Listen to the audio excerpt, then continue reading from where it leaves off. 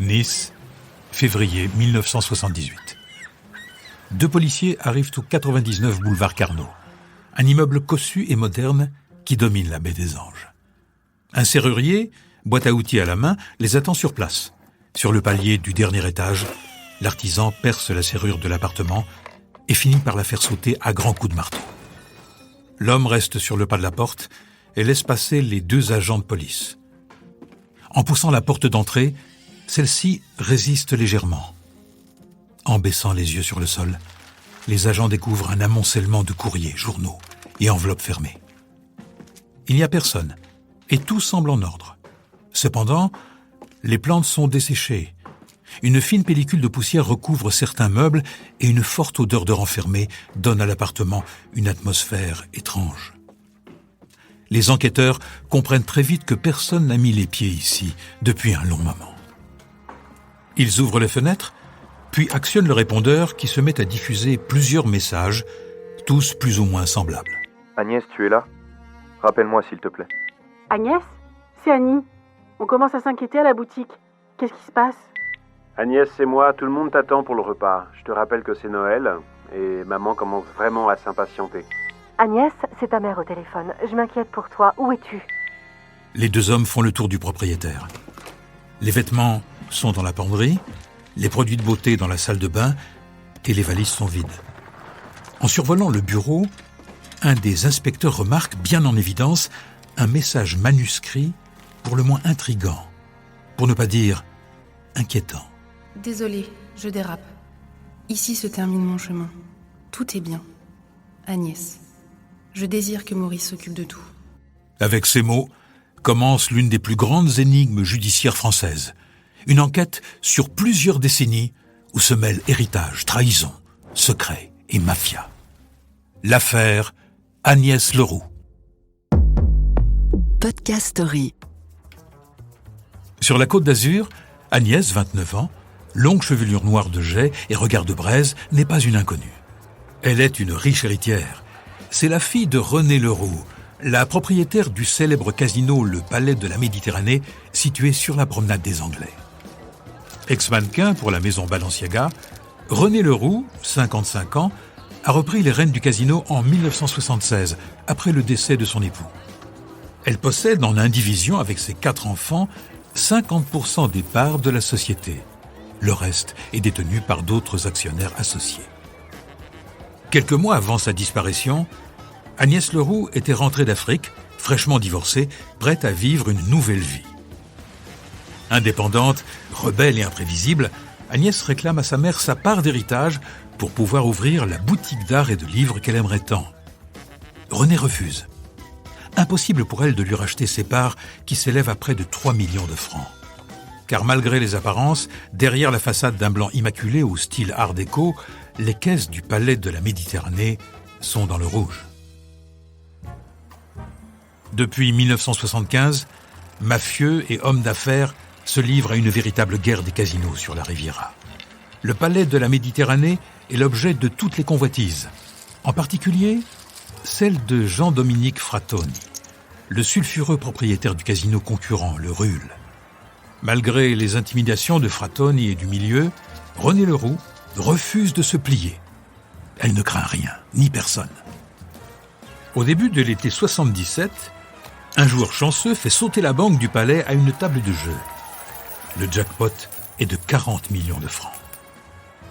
René Leroux soupçonne Frattoni d'avoir truqué la partie à l'aide de complices pour faire couler le casino. En bon samaritain, l'homme d'affaires propose son aide pour reprendre le casino. René ne cède toujours pas. Agnès, elle, ne se soucie pas vraiment de cette guerre de gros sous. Agnès est surtout une jeune femme amoureuse. Et pas de n'importe qui. De Maurice Agnelet. Agnelet, 39 ans, est l'avocat de sa mère et représentant fidèle du casino. C'est un homme séducteur et prétentieux. Bien que marié et père de 2 enfants, Maurice multiplie les conquêtes. Par ailleurs, il se verrait bien aussi changer de carrière et devenir le nouveau directeur des Jeux du Palais. Renée, elle, n'est pas de cet avis. Ce refus catégorique fait naître chez l'avocat un désir de vengeance.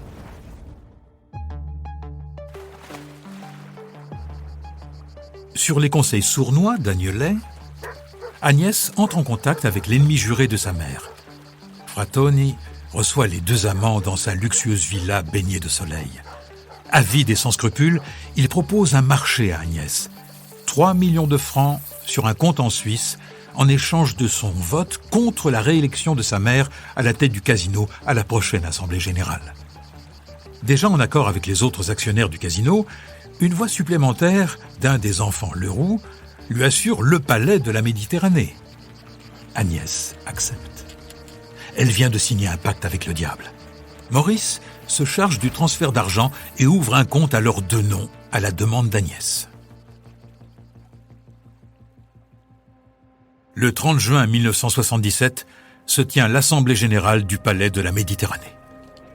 Autour de la grande table de la salle de réunion enfumée, René Leroux préside la séance. Les enfants Leroux et les actionnaires extérieurs se font face. C'est le moment de passer au vote pour confirmer René à la présidence du casino. Grâce au vote de ses enfants, René Leroux se sait en sécurité. À la question « Qui vote pour ?»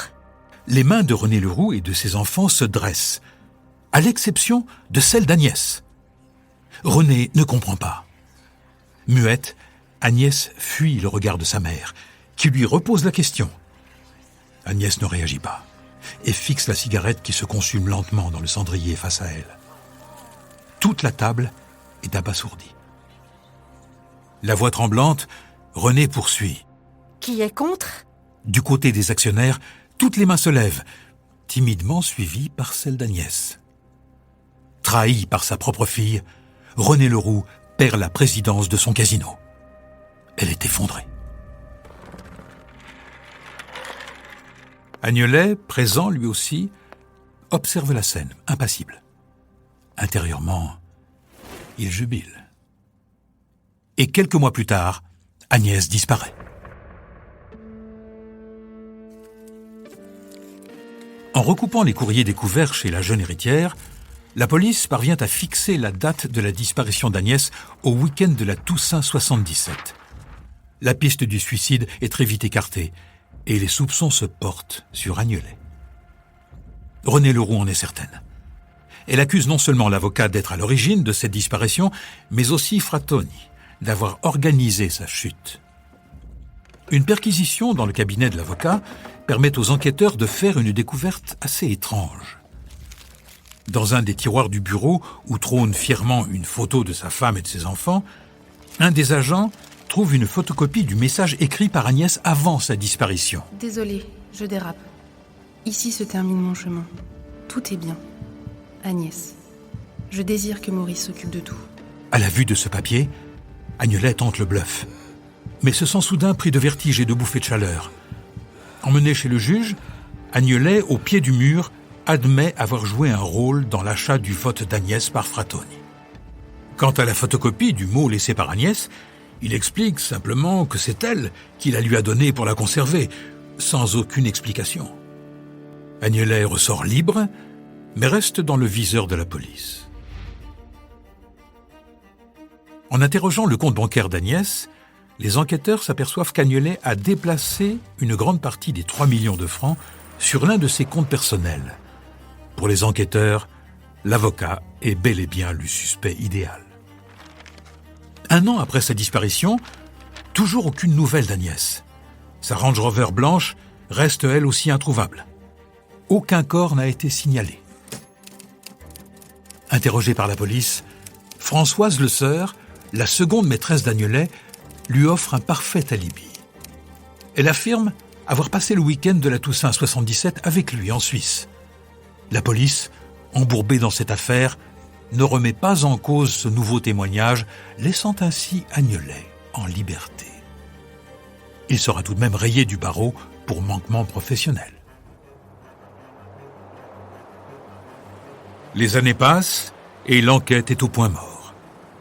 L'absence d'Agnès se fait de plus en plus pesante pour le clan Leroux. Pourtant, sa mère ne lâche rien et maintient la pression sur la police. En 1983, un mandat d'arrêt est lancé pour abus de confiance et homicide contre Maurice Agnelet, qui est parti refaire sa vie au Canada. Le 8 août, son avion se pose à Orly, où il est arrêté sans résistance. Après 2 mois de procès, la sentence tombe. 24 mois fermes pour abus de confiance et achat de vote. Quant au second chef d'accusation, celui d'homicide, Agnelet bénéficie d'un non-lieu, faute de preuves suffisantes. 23 ans ont passé. Le fantôme d'Agnès plane toujours au-dessus de la baie des Anges. À presque 80 ans, sa mère continue son combat et mène une véritable contre-enquête pour retrouver l'assassin de sa fille. À l'aide de détectives privés, elle constitue des dossiers d'accusation, épluche les textes de loi et se démène pour requalifier sa plainte afin d'éviter la prescription qui approche. En 1999, René Leroux trouve la faille juridique. Elle accuse Agnelet de recel de cadavres et Françoise Leseurre de complicité. Une aubaine. Le recel de cadavres n'est soumis à aucune prescription. Françoise Leseurre prend peur. Face au nouveau juge chargé de l'affaire, elle avoue avoir menti, par amour, victime de l'emprise de son amant. La jeune femme était bien en Suisse le week-end de la Toussaint, mais elle y était seule. Elle raconte avoir retrouvé Agnelet sur une aire d'autoroute pluvieuse peu après la disparition d'Agnès. Il lui a alors demandé de mentir pour éviter les problèmes. Avec cette déclaration, faites vos jeux, rien ne va plus. C'est toute la défense d'Agnelet qui s'effondre. Le dossier est rouvert, l'affaire reprend, le face-à-face est relancé. René Leroux vient de faire tapis. 2006, nouveau procès. La cour est pleine à craquer. L'ancien avocat apparaît, vieilli et fatigué au tribunal. Ses 2 fils ainsi que sa femme sont à ses côtés. D'une voix tremblante, il continue de clamer son innocence devant les nombreuses caméras de télévision. Je suis persuadé que la Cour sera convaincue de mon innocence. Tout le monde attend le verdict de cette incroyable saga criminelle qui se joue depuis plusieurs décennies. Dans le box des accusés, Maurice Agnelet ignore avec froideur et dédain le regard perçant et déterminé de René Leroux. Après 4 mois de procès, les dés sont jetés. Une nouvelle fois, Agnelet est acquitté au bénéfice du doute. René Leroux, fidèle à elle-même, fait appel. 1 an plus tard, et contre toute attente, sans qu'aucune nouvelle pièce ne soit versée au dossier, le jury déclare Maurice Agnelet coupable de l'assassinat d'Agnès Leroux. Il est condamné à 20 ans de prison. René Leroux peut enfin faire son deuil. Je sais que malheureusement, je ne reverrai jamais ma fille. Et c'est ça le plus dur. Agnès est déclarée officiellement décédée. La date de sa mort est fixée au 26 octobre 1977 à Nice.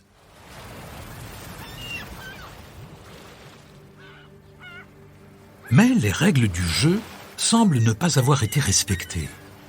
En 2013, la Cour européenne des droits de l'homme attaque la France et remet en cause le motif même de l'incarcération de Maurice Agnelet, à savoir le meurtre. Et c'est là tout le problème de cette affaire. S'il n'y a pas de cadavre, il ne peut y avoir de meurtre.